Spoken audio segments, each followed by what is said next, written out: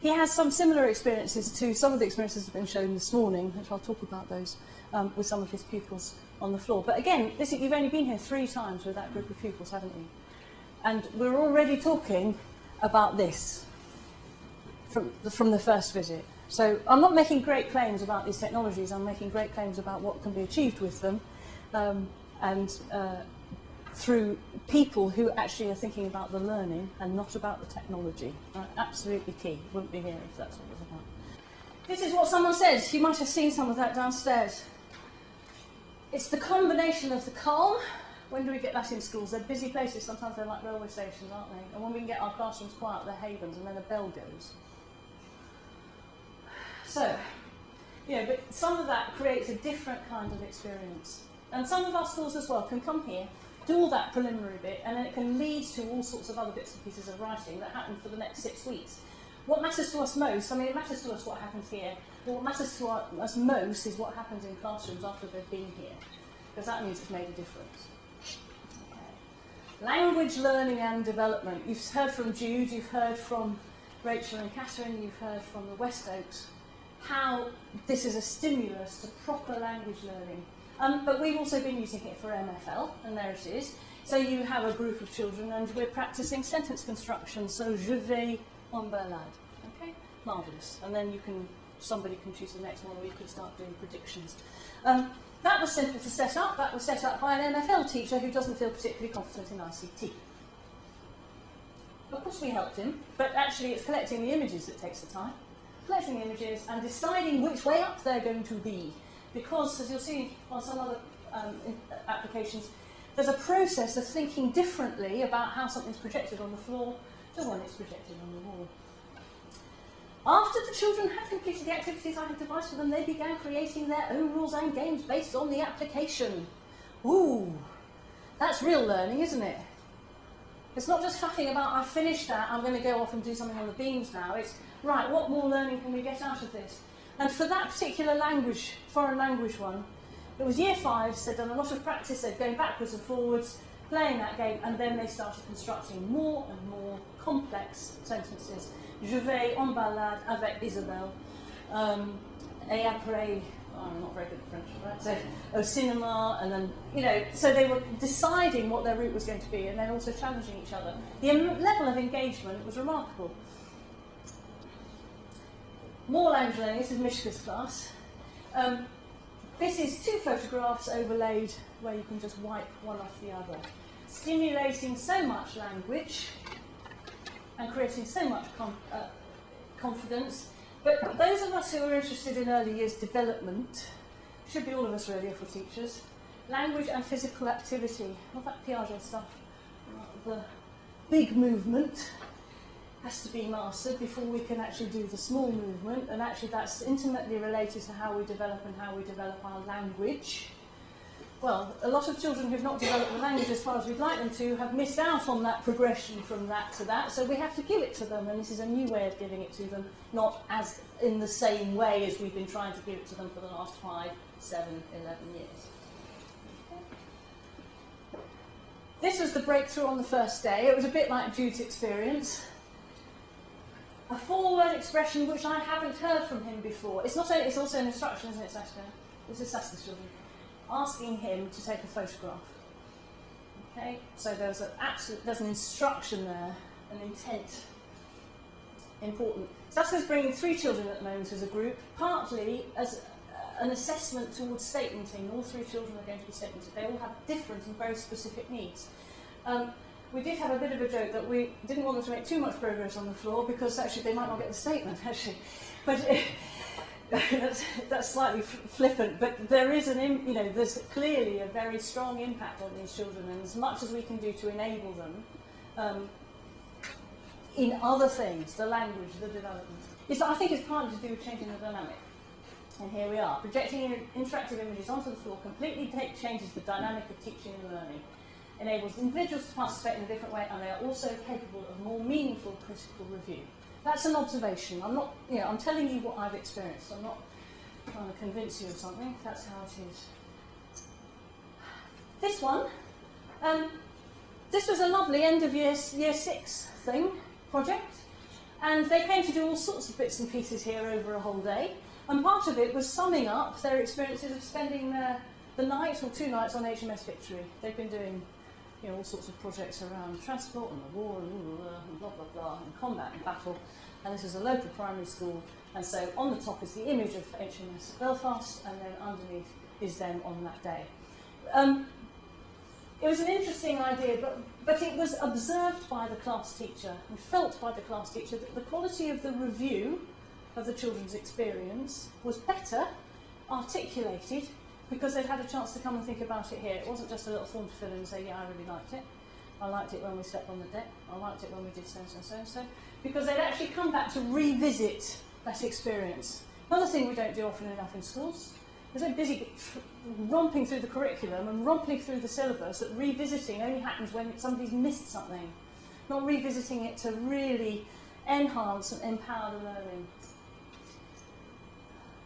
This is another one, and you'll have seen these because they're popping up here as well. This is the teacher who created that thing with the thing on the beams with the application on the beams with the leaves and the motorcycle, which you'll be playing with later. She's the art teacher at Wormholt Park Primary School. And when she came to do the ice-based day, said, we're doing self-portraits at the moment, I'm sure we can do something with that. So she sent me the images, photographs, and images, self-portraits of the children. And some of you have been interacting with it up here, and you can play with it a bit more afterwards. This is on the tiles again, so some of these are already reversed, but you can have it whichever way you want. So you can have the self-portraits on the top, and you could predict who it is it's going to appear on the underneath. You can do this with any images. We've done it with reception children. Find your partner. Where's your pair? Can you two find the other people that are on the inverse of your image? Just giving the children an opportunity to experience that and interact with it. When you do a picture that's that big, which these self-portraits pretty much were quite large, you're limited to where you can show it or experience it or share it. But here, you can put it on and it can rotate and you can interact with it and you can actually start immersing the children in the experience of their own work, which is rather nice because it gives them more confidence about what they're going to do, not only in art next time. 26 children in this class. I mean, we don't normally have chairs in here, as I said, so the 26 children were sitting around there, and I put these on a rotation, so the photograph came up and they had 1 minute each. That means 26 minutes. No interruption, no deviation or repetition. There was no disturbance at all. Those children were completely caught up in what was happening. And it was the same experience for each individual child, except each individual child had that experience. And because you could put it on a loop, you didn't have to say, right, it's your turn now, and then somebody did it, because they didn't know what was coming next. You see, that what's coming next, or promising of the next bit, is actually also useful in mainstream, isn't it? Not just the Jew. But interacting with that and seeing that, they were just, you could see they grew in their stature while they were actually interacting with that. This is nice. This is year 2. They're playing language games on the beam. So, collaboration. I don't think you can see a teacher there. There isn't one. I mean, they're in the room, but they're not doing anything with this group. They're not organising it. Informal environment, encouraging for all children to have a go. You can create that in your classroom. It doesn't have to be a nice space like this. You can take the sense of this out. There. No teacher telling them what to do there.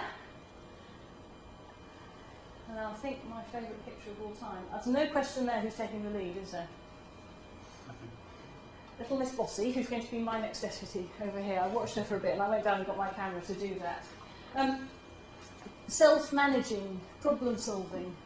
It's what a lot of children manage to do if we stop interfering. So, and they do it in nurseries because it's all set up to do that and we expect it of them. And the older they get, the less we expect it of them. It's partly to do with that lack of space in Fortress Classroom, and it's something that we unteach them through the institution of schooling. So, self-managing games, creating their own games, creating their own rules. We know that if you use a piece of knowledge, it's not just creating your own games and then we'll faff about with the beams and have a bit of a nice time with these languages. The language learning is slightly incidental, but that's the purpose. So, can you just wave at me if you've read The Tipping Point? Right, okay. Malcolm Gladwell, the only reason is because he talks about Sesame Street, and Sesame Street very early on found that dividing a television screen and having 2 differently paced activities on the screen, children absorbed what was going on both. And what we try to do in classrooms often is focus, don't we? focus on what you're doing. Stop looking out the window. Or, this is what we're doing. This is our learning objective, and this is where we are. I mean, I'm caricaturing it a bit, but there is that sense of that. But this is language going on because they are playing. Language learning happening because they're playing. And they don't even notice it. So there's a bit of an experiment going on there. That's an engaged child. We've got lots of photographs of engaged children here. A lot of them are at computers. We do engagement at the CLC because we do things slightly differently sometimes, and it doesn't feel like school, does it? Because that bell doesn't go every time. It doesn't smell like school, and they're coming here and they like it. And we also, they call us by a Christian name, something that's very common in special schools as well. And there they are, more of them. It's not just children, though, as I said earlier, it's also adults. This is our local authority, this is our principal advisor for primary, and that's our music service person. And it's also people playing, adults playing. Sorry, the lighting, this is just my phone taking these photographs. I'm trying not to use a flash. Okay, but adults coming and having a play. Apart from Jude's children, we didn't have children in here for the first half term because I thought if we get the children in, the adults will never come and have a go. So I focused on groups of local authority advisors and consultants and teacher groups because we felt that there was something magical about some of this too, and we wanted to actually feel that adults had something, had a first go at it. It also goes back to my experience of the whiteboard, which was you experienced it at the same time as the children. There it was in your board, and you suddenly had to learn how to use it right in front of them. So we wanted to give a bit of lead time before the children came in, and that's how we did it. Now, what's this one? Fantastic, that's this. Right, now there's several of these on there, because they're white templates, which we can actually put the camera feed into. There's one of our we can actually put the camera feed into the image, to be the image underneath. That's why we need this screen down when I've stopped talking. Look, horizontal, vertically, we can flip the camera. So there is an application in there where you can actually pretend you're swinging from the ceiling. Why would you do that? Well, because it might be interesting to see what it feels like swinging from the ceiling. So you have a go when it comes up, see if you can swing from the ceiling. You can dance on the ceiling as well. But going back to that impetus thing, we've just been dancing on the ceiling, so anything's possible. All right, we could do that in our writing. Imagine, here we are in this nice piece of fantasy writing, and imagine what it would be like to dance on the ceiling. Well, that's quite a lot of hard work on a Thursday afternoon when it's wet outside and we've had wet play all week. But let's go and play with it and see what it feels like to dance on the ceiling. Go with this one. No, that's the same. Let's do something slightly different. It's the same one. You'll see it when it comes. Oops. So flipping the camera is important, but this was what one of the teachers who came and visited recently from an early years department. But I think you should call it the eye space, I think you should call it the all-in-wonder space. Most people, when they come in here, there is one word that they use, which is wow. I don't know if I put that as my last slide. No, I didn't. Wow is what they're saying, and that's without the technology on. So we feel enormously lucky to have ended up in a kind of space which we didn't really mean to be quite like this, and that's part of the experiment. We also are completely flabbergasted by the amount of interest in it, because we thought we were creating something different for our children in our schools locally that could be used by all of them, every single one of them, to make a difference in a different way. And so it's lovely to actually welcome so many people who, well, you stayed for the afternoon, and that wasn't just lunch, I think. So I feel that you might actually have some ongoing interest in this kind of space. One of the teachers who came on a ICT and English day, because we work a lot in collaboration with all the advisors and supervisory teachers, because we like doing partnership and collaboration. And those of you who are further afield might like to know that. We're very happy. As long as our resource can stretch, that's us human beings. We like doing things with other people because we think it makes it better. Always, always. So, collaboration day, the focus was on English.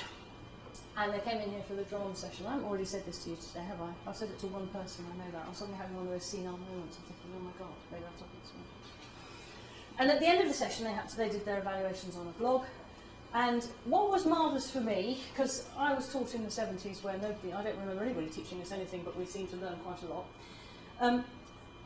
So I wanted to have a bit of that for me in here. I wanted it because I feel that we've lost a bit of that. I don't mean that we should go back to it completely, but I do think that there's some of that creative spontaneity that we could do with grasping back in mainstream that I think these technologies help with. But one teacher wrote on the blog, "It was a great day. I really enjoyed this, that and the other, and I loved the iSpace. And the next day, when I was doing whatever, drama or English writing, what I did was move all the tables in my classroom back to the wall and all the chairs had a great big space in the middle." That was the most empowering thing to her, and I thought, oh yeah, I used to do that quite a lot. But a lot of people don't work like that, because we have our fortress and we have our planning and we actually deliver, and we do that because we actually get a mark at the end. We get a mark at the end, and we want to make sure that there's nothing we haven't done that shouldn't have gone in.